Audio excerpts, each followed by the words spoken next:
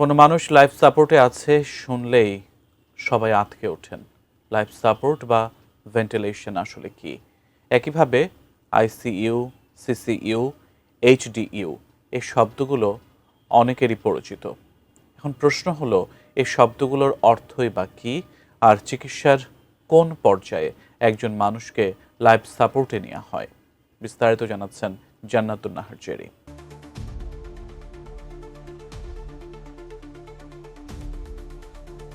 ICU, CCU, HDU, life support বা ventilation এই শব্দগুলো আমরা প্রায় শুনে থাকলেও সবাই কি এই শব্দগুলোর প্রকৃত অর্থ ও ব্যবহার বিষয়ে জানি যে এগুলো আসলে কি, কোন পরিস্থিতিতে রোগীকে কোথায় নেওয়া হয়, শারীরিক অবস্থার কোন পর্যায়ে রোগীকে ডাক্তার কোথায় রেফার করেন, সেখানে কি ধরনের চিকিৎসা দেওয়া হয়, এগুলো নিয়ে অস্পষ্টতা যেমন আছে, আবার ভুল ধারণাও রয়েছে। এইচডিইউ বা হাই ডিপেন্ডেন্সি ইউনিট হল ওয়ার্ড ও আইসিইউ এর মধ্যবর্তী স্তর। যখন রোগীর অবস্থা খারাপ থাকে এবং তার অব্যাহত মনিটরিং প্রয়োজন হয়, তখন তাকে এইচডিইউতে রাখা হয়। এখানে রোগীর রক্তচাপ, পালস, রক্তের লবণ, অক্সিজেন ও কার্বন ডাই অক্সাইডের মাত্রা, হৃদযন্ত্রের কার্যক্রম, প্রস্রাব ও স্যালাইনের পরিমাণ নিয়মিত পর্যবেক্ষণ করা হয়। আমি বুঝি নির্মাণের শিল্প, সালাম স্টিল বোঝে durability. Salam steel, most durable steel. ICU বা intensive care unit critical care unit হিসেবেও পরিচিত।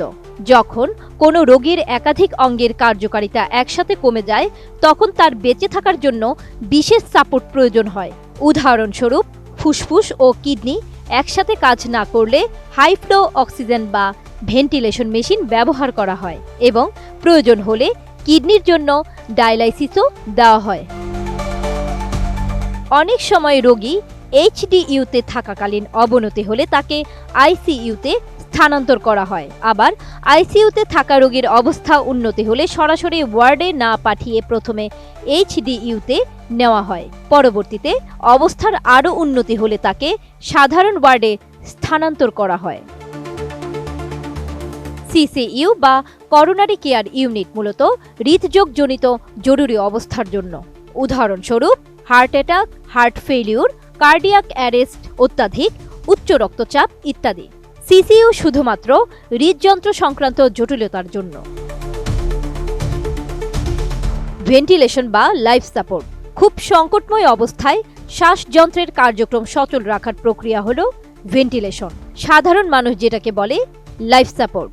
যে পেশেন্টের ফুসফুস খারাপ, অক্সিজেন নিতেই পারছে না, অথবা যে পরিমাণ কার্বন ডাই অক্সাইড বেরিয়ে যাওয়া উচিত তা একেবারেই বের করতে পারছে না, তখন তাকে যে সাপোর্ট দেওয়া হয় সেটাই লাইফ সাপোর্ট বা ভেন্টিলেশন।